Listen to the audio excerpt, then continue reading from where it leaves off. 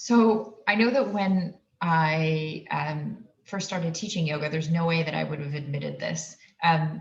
But way back, I thought that meditation conceptually was the idea that you had to basically clear your brain of all thoughts. And so from that definition, I knew I couldn't do it. And it felt a little bit like a dirty secret, like, oh, I can't meditate. But that's not what meditation is. So how would you, like, what's your spin on, like, how would you explain meditation to somebody who maybe is coming at it from that conception? So the first thought I had was, I think everybody thinks that meditation is that you have to clear your mind of all thoughts, right? I think that's a dirty secret that everybody has. For me, the simplest form of meditation is learning how not to struggle, right? But then you sit down to try and meditate and you can't stop thinking. So then you think you can't meditate because you suck at meditation.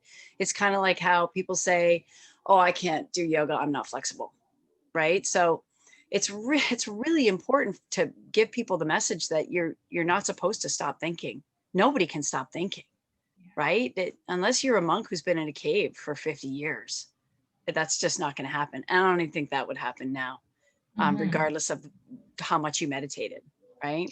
So then functionally, what is meditation? What is it supposed to be like?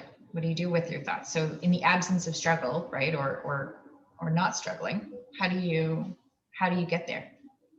I would describe it as, and this is a word that I learned from you, a titration of learning how to be in the body. And so what I mean by that is your thoughts are absolutely still there. You're just learning drop by drop by drop to pay a little bit more attention to what you're feeling than what you're thinking. But your thoughts are still there, right?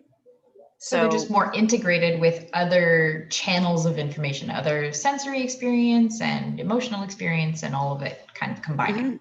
Yeah. And that it's drop by drop by drop, because you're learning, because we're not taught how to be in the body, and to varying degrees, the body isn't perceived as safe, even if that isn't a conscious thought. So I think the piece that we've been talking about since we both listened to that podcast with Brene Brown, and Amelia and Emily, what's her last name? Nagoski, is that for a lot of people, movement is the key piece, right? So you've got to move to, and you can correct how I'm saying this, but release some of the charge so that you can sit and just begin to be in your body. So like for somatic experiencing, how would you say that? Well, I think that most people are almost always in the middle of a stress cycle without ever completing it. Right. We are overstimulated, even if there isn't a specific trauma per se. Right. We live in such a loud and nonstop 24/7 culture that we're in a place of like on the precipice of overwhelm most of the time. So yeah. Our body is kind of in this vigilance mode. So that means that our metabolically, so like our endocrine system and our nervous system are constantly recruiting resources to prepare to manage threat. That. Yeah. And so if you can't sit still if you're managing threat, because your body's like, well, we might have to bust a move, or we might have to like punch the bear that's coming after us or whatever. Yeah. And so you're not going to sit still if that's the neurological platform you're using. So the cool piece that was new for me, because this isn't something that's necessarily new to us, but everybody says things in a different way, and their research and their books really sounds very interesting, Burnout. But they describe emotions as like being in a tunnel. Well, more so that the tunnel has a beginning and a middle and an end. So what you're saying, what we're saying to people is you're kind of, whether you know it or not, maybe a little bit stuck in the middle of the tunnel, that you're kind of always in the middle of the tunnel. And the movement for so many people, meditation is really tough because they're in the middle of the tunnel holding this charge all the time. And people are telling them, you know what you should do? You should meditate. If you just sit down and meditate every day, all your problems will go away. The problem is, if you don't know you're in the middle of the tunnel, then you can sit down and meditate. And if you tack on top of that, and I'm not supposed to think, I'm not supposed to have any thoughts, that's really like defeating for somebody who's going to try for self-sabotage. Yeah. right? Like, And that's what I so love about the course that you're running, though, is that you're creating the better conditions for people to be able to be still by acknowledging, yeah, we have some survival charge in our body. We've got to move. We've got to like yes, spend this energy. We have to yep. complete the stress cycle, and then the invitation to sit and notice what that is. Yes, and that came from you suggesting we do it that way, and I'm thankful that we did. So that basically what that means is you get the opportunity to move and release some of that charge, and hopefully I'll tire you out a little bit so that you can sit down and learn this practice, but still don't expect yourself to just sit down even after moving and drop right into a deep meditative state. It's a practice.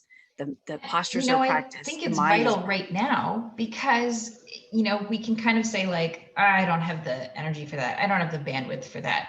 But I think that's because even just in terms of the general collective sense of pandemic fatigue that we're all experiencing right now, we Mm-hmm. are super duper in the middle of the tunnel. Yes. So like now more than ever, we need opportunities to be like, oh, I got to move through this. I Yeah. have to do this differently. How can I support creating conditions that allow me a little bit of relief from that nonstop activation? Yeah. Yeah. Especially if we're going to be held in the middle of this tunnel for a little while longer. We're all in it together. But yeah, absolutely. How can we learn how to be here and be okay with it? And that's the other key about meditation. And it's the toughest part as far as I'm concerned. My thoughts can be there in the background. That's fine. It's as a crazy train that's been there forever, a runaway train, but it's accepting that they're there. And it's accepting that, okay, we're in this and it doesn't appear to be ending just yet. So how can I be with that and try and accept it a little bit? So anyway, And yeah, acceptance is not the same thing as being okay with it, right? that's right. you For know, we, sure. I'm not okay with it, but I have to no, accept it. but we also have to say, but that's reality. So how can I Yeah. support myself in it? So yeah, I'm really looking forward to seeing who shows up, and I'm looking forward to this course. And I hope that people get some space out of it. Right? We could all use it. Yeah. And I hope this helps people kind of understand a little bit better. Let yourself off the hook. We're just all learning how to kind of do this and get through this together. So, okay, cool. All right. At Fearless Healing, at Yeah. Fearless Heart. We love you guys. Love you, Lens. Bye. I love you too.